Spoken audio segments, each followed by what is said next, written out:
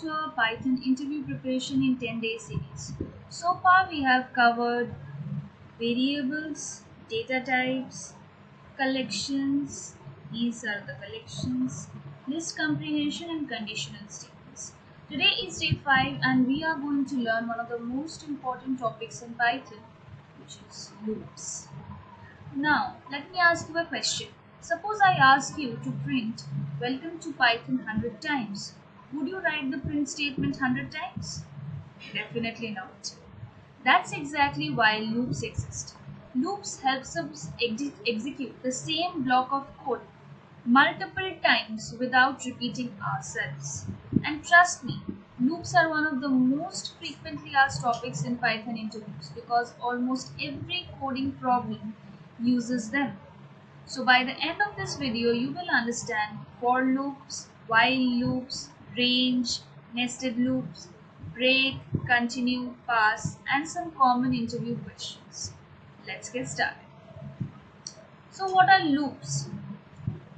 A loop is a programming construct that allows us to execute a block of code repeatedly until a condition is met for a fixed number of iterations. So instead of writing the same code multiple times, we use loop to automate repetitive tasks. Now, what does this mean? It means that instead of writing the same instruction again and again, we ask Python to repeat them for us. Think of it like imagine you are a teacher taking the attendance for 60 students. You are repeating the same task, calling out names again and again. That's exactly what a loop does in programming.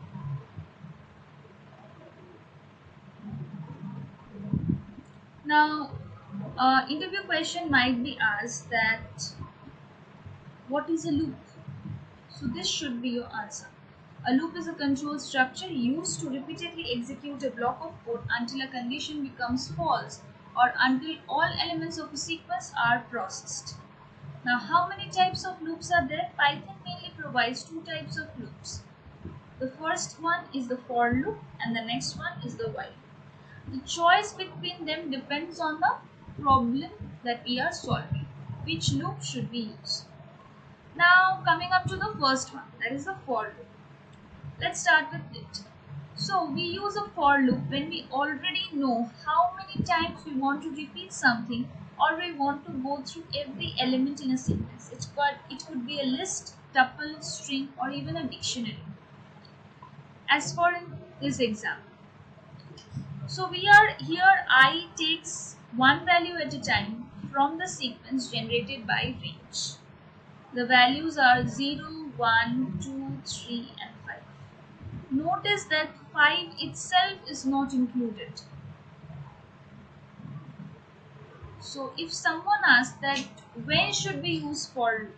So we would say that we should use a for loop when we know the number of iterations we are going to iterate over a collection.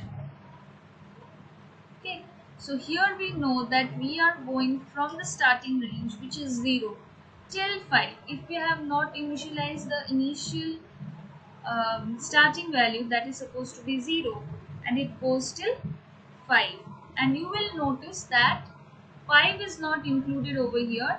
This goes till, if the number is n, it goes till n minus 1.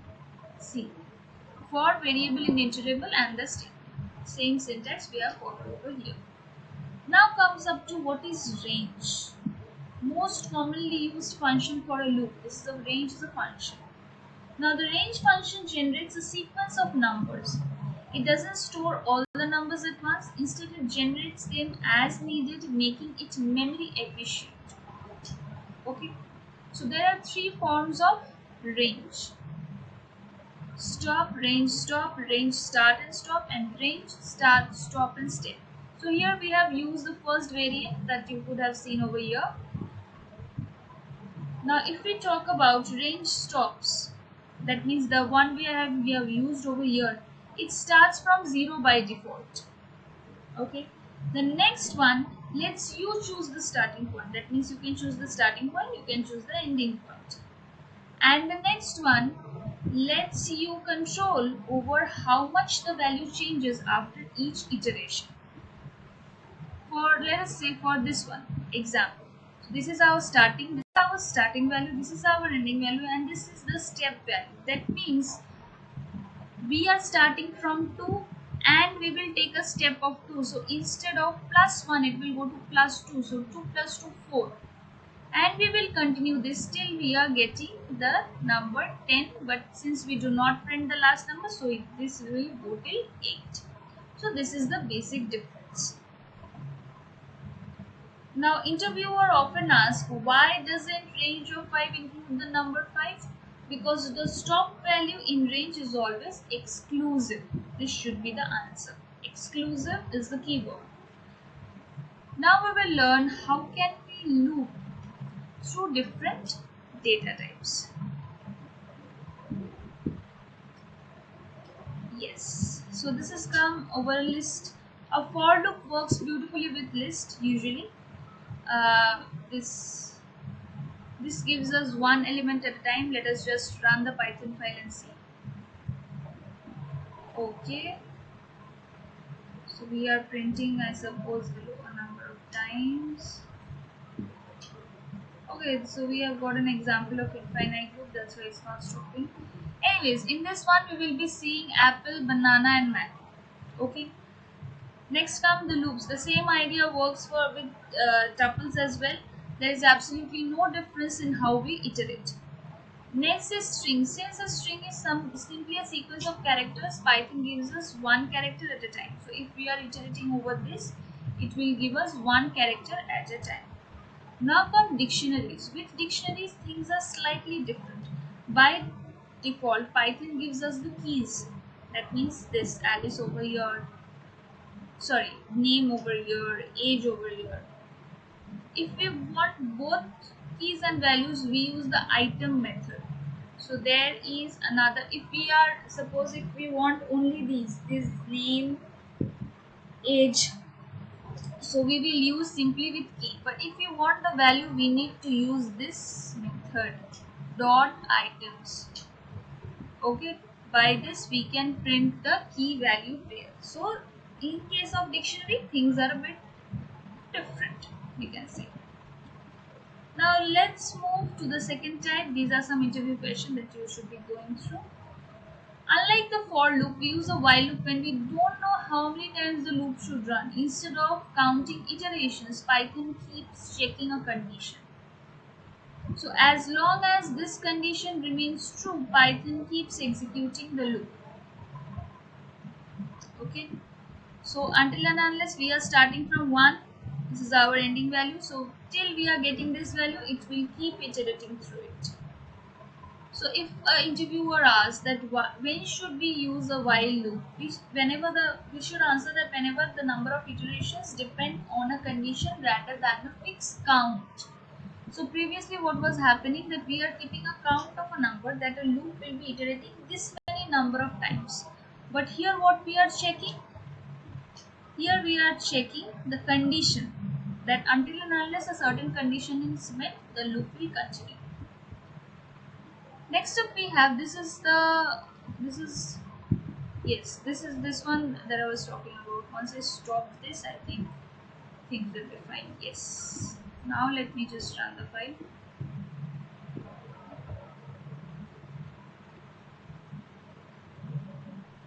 I have stopped. Okay, maybe there is another infinite loop. So here is something every beginner should know. If the condition becomes false, the loop never stops. This is called an infinite loop. So why it happens? Why an infinite loop happens? Because the number of iterations is unknown and execute depends on the condition. So we have written while true print hello. So by default the value of boolean is true. So it will keep on printing hello until it is interrupted.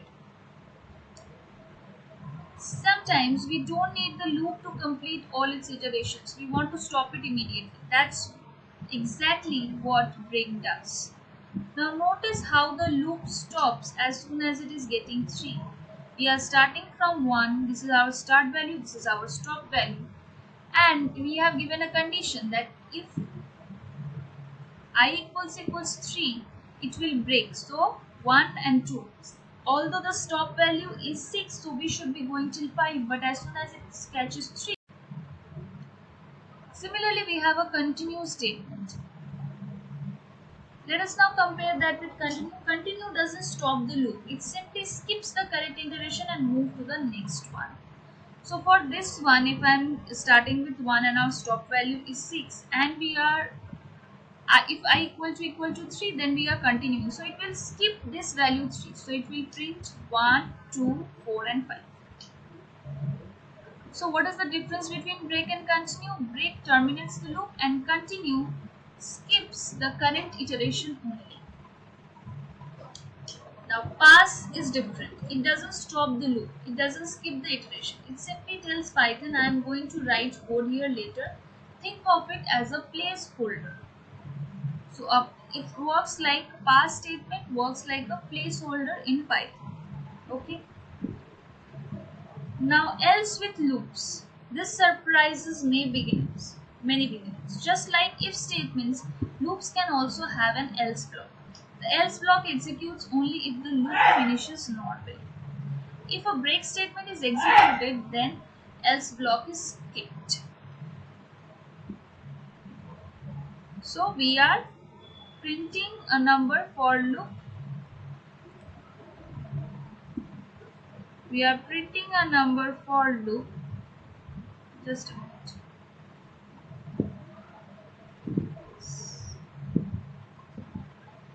Now things are fine.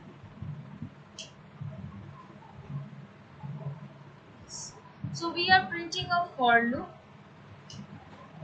and we are using a else with it just like we do with if. So we are printing loop completed. See, loop completed is getting print over here. When the condition becomes false, this statement gets executed. Now when does the else block execute in the loop? When the loop finishes normally and is not terminated by a break. So if we are not getting a break statement, it will print the else block. Now comes nested loops. A nested loop is simply one loop inside another. Here is how Python executed. The outer loop runs once. This outer loop will run one time. Now for that one time, this inner loop, the inner loop completes all of its iteration. That means when the value of I is 1, then the value of j will start from 1 and it will go till 1, 2 and 3. So that is how this nested loop works. Now we have discussed some important standard common patterns that we usually see. We just put on a space so that it looks more clearer. Yes. So here we are starting with a number I in range. This is our start value, this is our stop value. So it is going to print numbers from 1 to 10. That's why I have given the stop value is 11. Similarly goes for even numbers. Since even numbers are at a step value of 2, so we have started with 2 and we are ending to 21 and we have kept the stop value as 2. Next up here we have similarly odd numbers. We are starting with the value 1 going till 20. That means this will go till 19 and we have a stop value of 2. So 1, then 3, then 5, then so on till we are getting 19. First, sum of the first n numbers. That means we have taken the value of n as 5 and we will keep on adding the numbers till we are getting the number 5. N plus 1, why have we done? Since we want 5, so this loop will go till 5 only. Next up we have factorial. Factorial of a number means that we say suppose I want the factorial of 5. So this will print the number till 5 into 4 into 3 into 2 into 1. So I have taken the value of factors 1. Next one, multiplication table. So we are printing the multiplication table of 7 over here. How? That we have taken a variable I in range, that is starting from 1 going till 10, and we are printing the num, then a multiplication sign, then I, that will be going from 1 to 10, and then the multiplication values of the number. Then we have reversing a string. So we have a text over here and we will simply iterate over each and every. So reverse text is a default no, I will say built-in method for string that we are using over here. Next up, we have counting vowels. So this is how we can count vowels with the help of dot lower. We are first converting it to lower, so there is no discrepancy in the cases, and then we can count the variables in a string. Now let's avoid some common mistakes that we made. Forgetting to update the counter in a while loop, wrong indentation. Indentation is always must see for this for loop. I have written this for inside it we have an if, so I have maintained the spaces or the indentation over here. Next up we have another variable inside it, for that also I have maintained indentation. Now what are the common mistakes? Forgetting to update the counter in a while, wrong indentation, off by one errors in range, mixing up break and continue. These are the common errors that we get. Okay. Now let's quickly revise. So what is a loop? Difference between for and while we have studied. So loop, what is a loop? I hope by the end of this video you will be able to answer that. Difference between for and while. So we are using a for when we want to print a certain thing a number of times, and while is for printing a certain thing till we are meeting a certain condition. Now when do we use break? We use break when we want to like terminate the loop from a certain point. And when do we use continue? When we want to skip that particular iteration. And when do we use pass? We use pass when I want to tell Python that I'll be writing code over there later on. For the time being, let it be blank. And what are the three parameters of range? Three parameters. Range can be used in the form of only stop, again with start and stop, and with start, stop, and step. Can we use else with loops? Yes, we can use else with loops. So when a loops execute normally, if a else block is there, it will execute that.